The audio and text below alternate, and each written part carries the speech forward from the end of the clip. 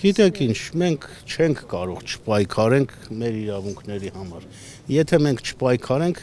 մեր երկրում մեզ ոչնչացնելու են, մեր երկրում մեզ դարձնելու են անօրինական բնակիչներ, ինչպես որ այսօր Ադրբեջանը հայտարարում է, չէ՞։ Չի եղել, սա հայկական չի եղել, սա եղել է Ադրբեջան, մենք այստեղ քոչվորներ ենք, իրենց երկիրն է, այս ամենը նույն Եվ իրենց տեղամուններով են կոչվում։ Այո, ինչա պատասխանում դրան Հայաստանի իշխանությունը։ Ոչինչ, Հայաստանի իշխանությունը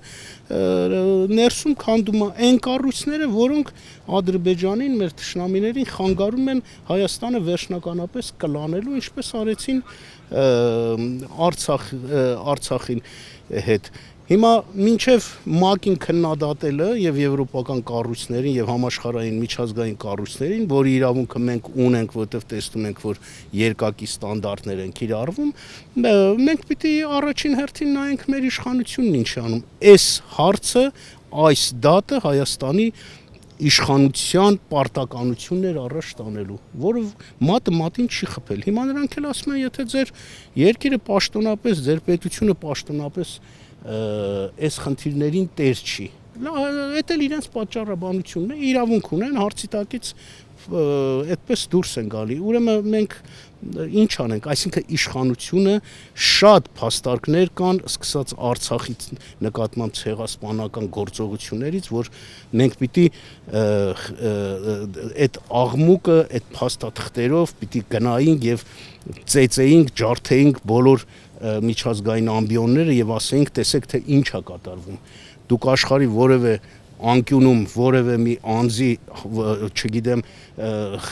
սեռական կամ այլ իրավունքները պաշտպանելու համար կարող եք պատերազմ հայտարարել, կարող եք, չգիտեմ, ինչ աղմուկ բարձրացնել, բայց այստեղ մի ամբողջ ժողովրդի իրենց երկրից արտաքսեցին։ Ցեղասպանությունը շարունակվում է այսօր հուշարձանների նկատմամբ, այսինքն ինքնության անձնագրի նկատմամբ, ինքնության հայկական իրենց ինքնության փաստերի նկատմամբ եւ աշխարհը լուր է դրա նկատմամբ, բայց ես աշխարհը եւ միջազգային կազմակերպություններին մեղադրելու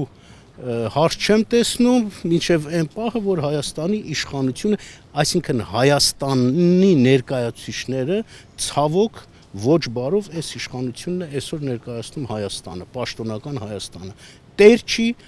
իր դատին, ուրեմն ինքը որպես ինչա նստած այդտեղ, եթե խրտվիլակ է, հասկանանք խրտվիլակ են, եթե իշխանություն են, իրանք պարտավոր են պաշտպանել իրենց ժողովրդի, իրենց հողի շահը։